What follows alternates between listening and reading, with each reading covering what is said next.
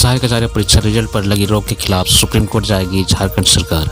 मुख्यमंत्री हेमंत सोरेन ने सहायक आचार्य नियुक्ति प्रतियोगिता परीक्षा सहित अन्य पदों के लिए चल रही नियुक्ति प्रक्रियाओं को लेकर उच्च स्तरीय बैठक की।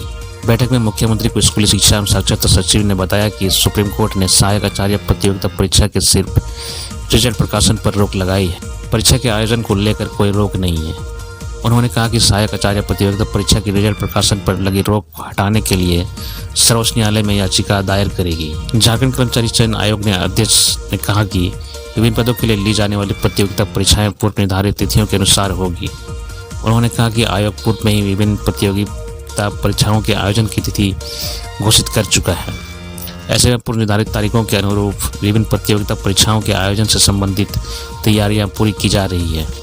मुख्यमंत्री ने कहा कि राज्य सरकार सभी प्रतियोगिता परीक्षाओं के अभ्यर्थियों के हितों का ध्यान रखेगी। उन्होंने कहा कि सरकार चाहती है कि सभी प्रतियोगिता परीक्षाएं समय पर आयोजित हो और अभ्यर्थियों को किसी भी प्रकार की परेशानी न हो। इस बैठक में मुख्य सचिव एल ख्यांगते, मुख्यमंत्री के अपर मुख्य सचिव अविनाश कुमार, झारखंड कर्मचारी चयन आयोग के अध्यक्ष और स्कूली शिक्षा एवं साक्षरता विभाग के सचिव सहित अन्य वरीय पदाधिकारी मौजूद थे। पाकुड़ में हेमंत बिस्वा शर्मा बोले, झारखंड में आदिवासियों को नहीं मिल रहा न्याय। असम के मुख्यमंत्री हेमंत बिस्वा शर्मा पाकुड़ दौरे पर हैं। इस दौरान उन्होंने राज्य सरकार पर जमकर हमला बोला। उन्होंने राज्य सरकार पर आरोप लगाते हुए कहा कि एसपीटी कानून लागू होने के बाद भी आदिवासियों को न्याय नहीं मिल रहा। हेमंत बिस्वा शर्मा ने हेमंत सोरेन पर तंज कसते हुए कहा कि एक तरफ सरकार कहती है कि वह आदिवासियों की सरकार है, आदिवासियों के हितों की रक्षा करने वाली सरकार है, लेकिन उसके उलट पाकुड़ में जो हो रहा है वह अविश्वसनीय है। उन्होंने कहा कि पाकुड़ हिंसा में घायल 2 लोगों को इलाज सरकार खर्च नहीं दे रही है। हेमंत बिस्वा शर्मा ने पाकुड़ दौरे के दौरान हेमंत सोरेन सरकार को कटघरे में खड़ा करते हुए कहा कि पूरे संताल परगना में डेमोग्राफी बदली जा रही है। उन्होंने पाकुड़ हिंसा में पीड़ितों को बीजेपी की ओर से 1-1 लाख रुपये की आर्थिक मदद और कानूनी लड़ाई में मदद का ऐलान किया है। पाकुड़ पूछे हेमंत शर्मा को हिंसाग्रस्त गोपीनाथपुर गांव नहीं जाने दिया गया। इस पर बोलते हुए उन्होंने कहा कि कैसे एक मुख्यमंत्री को कहीं भी जाने देने से रोका जा सकता है। हेमंत बिस्वा शर्मा ने कहा कि हेमंत सोरेन कभी भी असम आए तो उन्हें हमें कभी भी जाने से नहीं रोकेंगे। उन्होंने कहा कि प्रशासन की ओर से उन्होंने कहा गया है कि गाँव नहीं जा सकते क्योंकि घुसपैठी हमला कर सकते हैं। इस पर सवाल उठाते हुए उन्होंने कहा कि अगर कोई मुख्यमंत्री घुसपैठियों के डर से झारखंड के गांव में नहीं जा सकते हैं तो राज्य की स्थिति का अंदाजा लगाया जा सकता है। दरअसल पाकुड़ के गोपीनाथपुर गांव में बकरीद के बाद 2 पक्षों के बीच हिंसा हुई थी। इसके बाद पूरे इलाके में तनाव फैल गया था।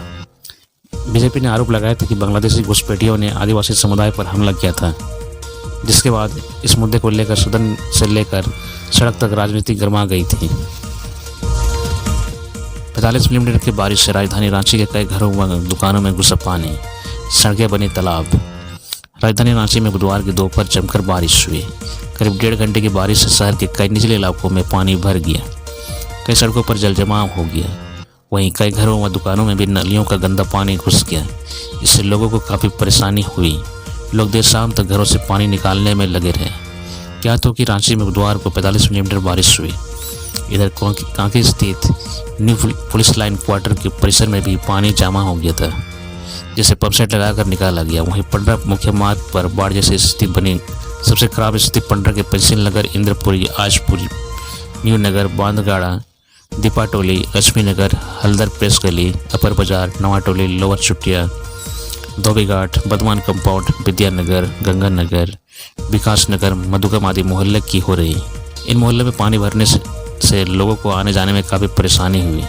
कई जगहों पर तो सड़क पर 1 से 2 फीट तक पानी भर गया था, जिसमें वाहनों के पहिए पूरी तरह से डूब रहे थे। इधर 1.5 घंटे की बारिश ने नगर निगम की सारी पोल खोल दी। नालियां जाम होने के कारण गंदा पानी सड़कों पर बह रहा था। मोहल्ले के लोगों का कहना था कि नालियों की सफाई नहीं कराई जाती है, जिससे बारिश में पानी की निकासी नहीं हो पाती है। लातेहार में कावड़ियों की गाड़ी बिजली पोल से टकराई, 5 की मौत। लातेहार के बालूमत प्रखंड में बड़ा हादसा हुआ है। गुरुवार की तड़के सुबह 3 बजे कावड़ियों से भरा पिकअप वाहन अनियंत्रित होकर बिजली पोल से जा टकराया। इस वजह से पूरे वाहन में करंट प्रवाहित हो गया, जिससे 5 लोगों की मौत हो गई, जबकि 5 की हालत गंभीर है। इनमें से 2 लोगों को बेहतर इलाज के लिए रिम्स रेफर कर दिया गया है।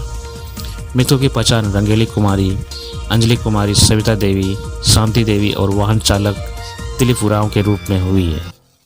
जानकारी के मुताबिक सभी लोग देवघर के बाबाधाम से पूजा कर वापस बालूमत के मकैया टाण लौट रहे थे। वहाँ पहुँचने में केवल 10 मिनट का सफ़र बाकी था, लेकिन इससे पहले ही प्रखंड मुख्यालय के टमटम टोला में चालक की आंख लग गई, जिससे पिकअप वाहन अनियंत्रित होकर सड़क किनारे बिजली के खंभे से जा टकराया, जिससे पूरे वाहन में करंट प्रवाहित हो गई।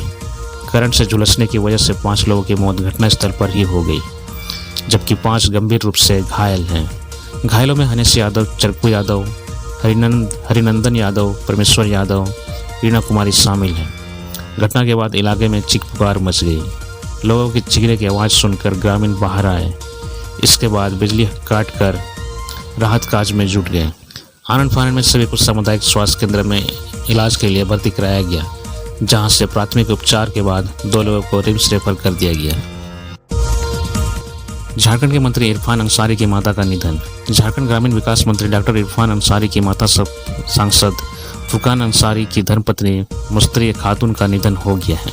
वह 80 साल की थी। जानकारी के मुताबिक उनकी मौत हार्ट अटैक की वजह से हुई है। उनके निधन पर मुख्यमंत्री हेमंत सोरेन समेत अन्य नेताओं ने भी दुख जताया है और पूर्व सांसद फुरकान अंसारी व मंत्री डॉक्टर इरफान अंसारी को फोन कर सांत्वना दी। बताया जाता है कि डॉक्टर इरफान अंसारी की मां रात 2:30 बजे आवास में अचानक तबीयत खराब हुई, जिसके बाद परिजन जल्दबाजी में पास के निजी अस्पताल ले गए, जहां इलाज के दौरान उनका निधन हो गया।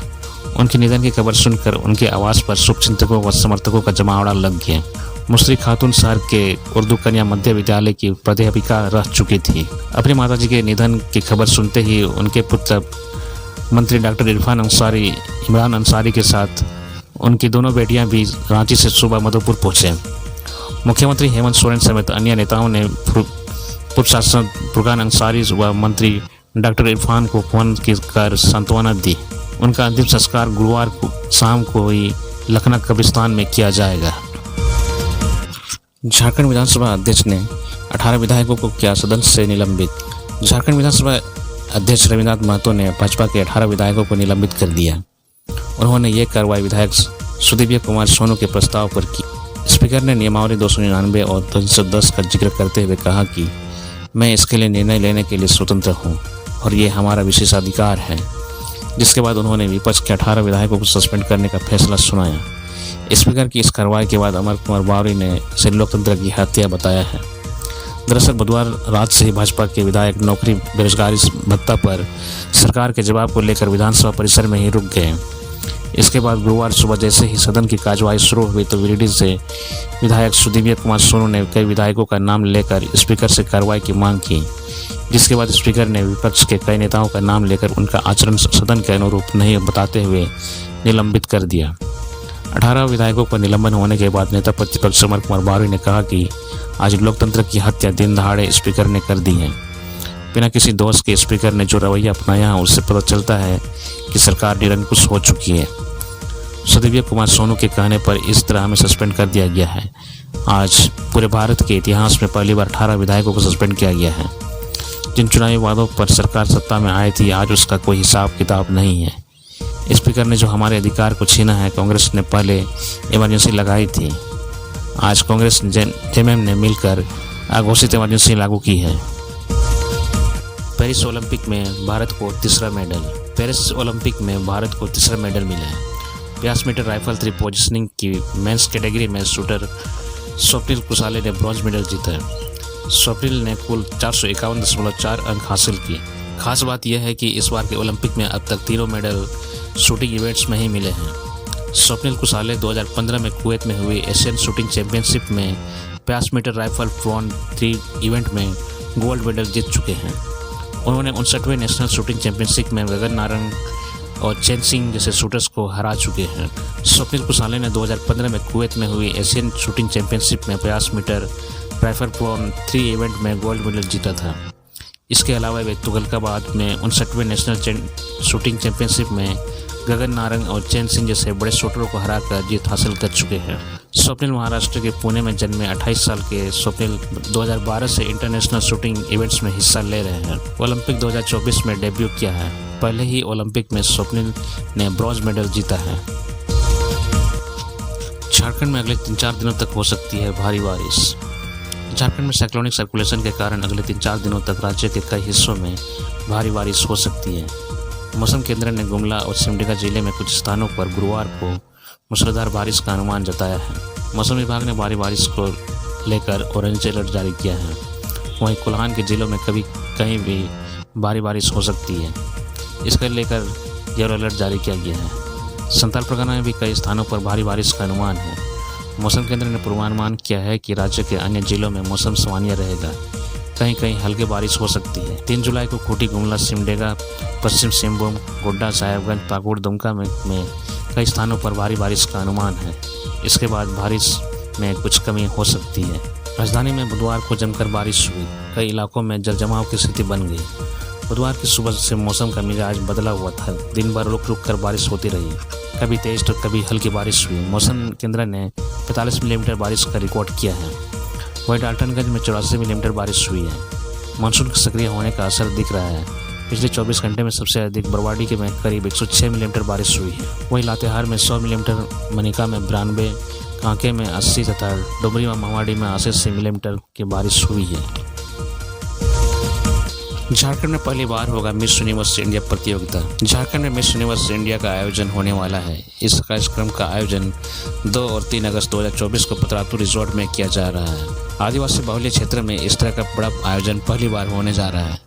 प्राकृतिक सौंदर्य के साथ साथ झारखंड की लड़कियां भी अब अपना जलवा ब्यूटी पेजेंट कार्यक्रम में दिखाएंगे। 19 सिलेक्ट लड़कियों में से किसी एक को मिस यूनिवर्स झारखंड चुना जाएगा, जो राज्य और देश में अपना परचम लहराएगी। मिस यूनिवर्स झारखंड के चयन के लिए दिल्ली से आने वाली जूरी पैनल के साथ झारखंड की बेटी और youth icon angel Marina Tirkey भी जूरी होंगी। झारखंड की विजेता नई दिल्ली में होने वाली मिस यूनिवर्स इंडिया में हमारे राज्य का प्रतिनिधित्व करेंगी। अभी तक भारत को 3 बार मिस यूनिवर्स का ताज मिला है। 2021 में हरनाज कौर संधू, 2000 में लारा दत्ता और 1994 में सुष्मिता सेन। परीक्षा के दौरान विद्युत आपूर्ति ठप, परेशान रहे विद्यार्थी। रांची के मरवाड़ी कॉलेज में विद्युत आपूर्ति बाधित होने से छात्र छात्राओं को बुधवार को अंधेरे में परीक्षा देनी पड़ी। कॉलेज में इन दिनों स्नातक सत्र 2019-22, 2020-23 और 2021-24 के लिए सेमेस्टर 4 की परीक्षा चल रही है। बुधवार को द्वितीय पाली में दोपहर 1:30 बजे से शाम 4:30 बजे तक बांग्ला, अंग्रेजी, उर्दू, कुड़ुक, नागपुरी, समाजशास्त्र, बीकॉम और बीबीए की परीक्षा थी। कॉलेज में सौर ऊर्जा व्यवस्था है और कॉलेज प्रबंधन का दावा है कि कभी विद्युत आपूर्ति बाधित नहीं होती है, लेकिन बैटरी चार्ज नहीं थी और अचानक बिजली आपूर्ति बाधित होने से परीक्षा देने आए विद्यार्थी परेशानी में पड़ गए। छात्र छात्राओं को अंधेरे में ही परीक्षा देनी पड़ी, जिससे उनको खासी परेशानी हुई। वहीं आजसू ने इस छात्राओं को मौलिक अधिकारों के हनन को बताते हुए अपना विरोध दर्ज किया। आजसू के विशाल यादव ने कहा कि उन्हें घटना की जानकारी मिली तो प्राचार्य डॉक्टर मनोज कुमार से मिलने गए, पर वह उस समय अपने कक्ष में मौजूद नहीं थे। उन्होंने कहा कि प्राचार्य को फोन के माध्यम से भी इस समस्या से अवगत कराने का प्रयास किया, लेकिन वह भी संभव नहीं हो पाया। परीक्षार्थियों को अंधेरे में ही परीक्षा देनी पड़ी। आजसू ने कॉलेज की अव्यवस्था की निंदा की। विशाल ने कहा कि बिजली जाने के बाद कोई वैकल्पिक व्यवस्था नहीं होना यह दर्शाता है कि कॉलेज प्रशासन किस तरह कार्य कर रहा है। छात्र छात्राओं से जबरन अंधेरे में परीक्षा लेना उनके मौलिक अधिकारों का हनन है, जो बर्दाश्त नहीं किया जा सकता। आजसू का प्रतिनिधि मंडल इस मामले में रांची विश्वविद्यालय के कुलपति से भी मिलकर उचित कार्रवाई करने की मांग की। लोहरदगा में हाथियों का आतंक, 2 ग्रामीणों के घरों को तोड़ा। लोहरदगा जिले में एक बार फिर हाथियों का आतंक देखने को मिला है। केरो प्रखंड क्षेत्र के सडापे पंचायत अंतर्गत डुमरटोली गांव में हाथियों ने 2 लोगों के घरों को ध्वस्त कर दिया और घर में रखे 16 बोरा गेहूं, 4 बोरा चावल और 2 बोरा सरसों को खा गया। साथ ही घर में रखे सभी सामानों को भी तहस-नहस कर दिया। भुक्तभोगियों का नाम किशोर उरांव और चौथा उरांव। घटना के संबंध में भुक्तभोगियों ने बताया कि इस बरसात के मौसम में कभी भी हाथियों का झुंड गाँव में आ जाता है और भारी उत्पात मचाता है। बुधवार की देर रात यही हुआ। रात 11 बजे के करीब 20 से 22 संख्या में कई गांव से गुजरते हुए हाथियों का झुंड डुमरटोली पहुंचा। इसके बाद गांव में रहने वाले किशोर उरांव और चौथा उरांव के घरों पर धावा बोल दिया। हाथियों के रौद्र रूप को देखते हुए गांव के लोग इधर उधर भागने लगे। हाथियों ने 2 ग्रामीणों के घर को तोड़ दिया और घर में रखे अनाज को भी खा गए। करीब 3 घंटे हाथियों का झुंड गाँव में तांडव मचाता रहा। इसके बाद फिर राही पहाड़ की ओर